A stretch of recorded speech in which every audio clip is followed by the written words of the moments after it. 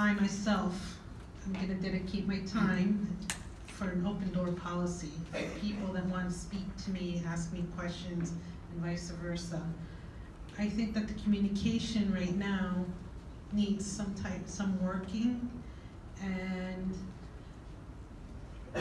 like I said, this is really new to me. However, I am willing to learn, I'm willing to ask, I'm willing to do things. So I want to be able to hear from the outside, bring it into the inside, and ask the questions and bridge that gap. Because right now I feel that a lot of families say they cannot find help for their children, and these families either cannot find the information because they don't speak English, or they have no idea where to go and ask these questions.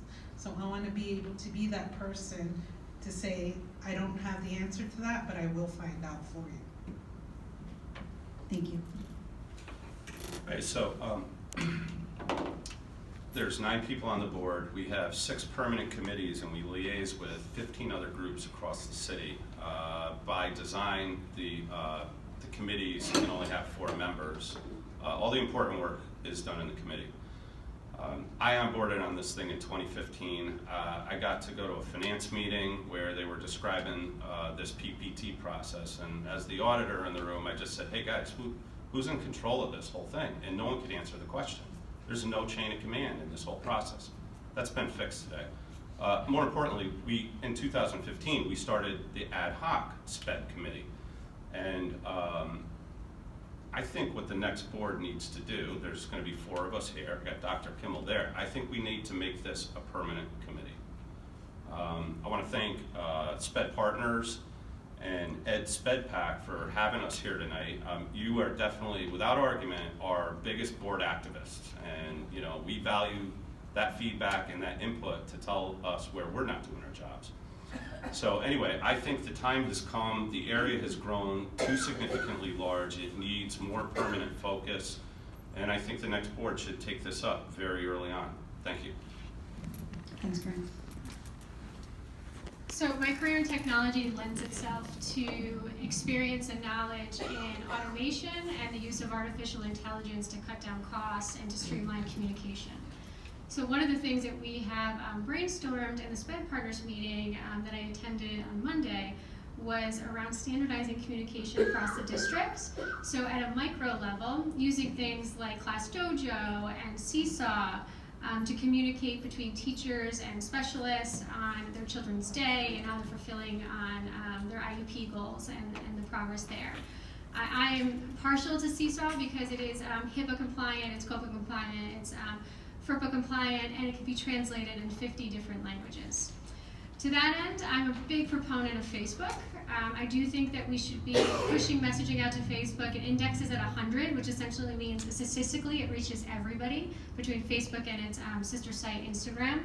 There's an opportunity to communicate there at a macro level in terms of events and staff changing and scheduling, and push it out in a way that can be posted as calendar invites, so it drops down right into your calendars and reminds people like tonight that you're supposed to be here and contribute to this conversation. I'd also like to see automation to the tune of translation services that can be utilized to make sure that anybody who's in the system that needs help with translation from a progress report prior to a PPT meeting or the IEP themselves, that we're maximizing the intelligence that's available to us to cut down the costs in translation. And I think in general, a fresh start with the board would also help open the communication lines in general. I think as a SPED parent, I've often felt that the board makes me feel like I'm a burden to the general education students, when in reality, some of our nation's most brilliant people are special ed students. Steven Spielberg was dyslexic, and Steve Jobs was on the spectrum. So we are certainly not a burden. We need to find ways to make sure that we're capitalizing on that intelligence and maximizing the potential of this subgroup and all the other subgroups that exist in the high needs bracket. Thank you, Erica. I think one person suggested this, and I agree that the first thing I would do is make the ad hoc SPED committee a permanent committee, so that would be in line with facilities, personnel, finance, curriculum. And this would be the bridge, this would be the bridge, this committee could be the bridge between the board and the special ed stakeholders, particularly the parents, obviously. I had a kid who had a 504, and in retrospect, I got bad advice. I should have had an IEP.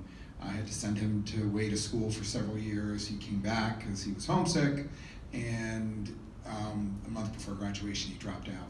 So if anyone's been through all this, I don't wear a big flag about this, but I've definitely had my share of angst because of special ed, and a lot of it was we weren't smart about it in retrospect, but we paid the price.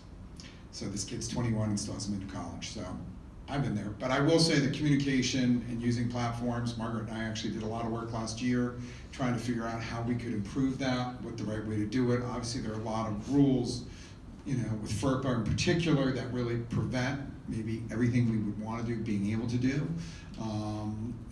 But there is obviously room for improvement there, and the question is, we've been kind of cleaning up. When Yvette came here, she inherited a massive mess.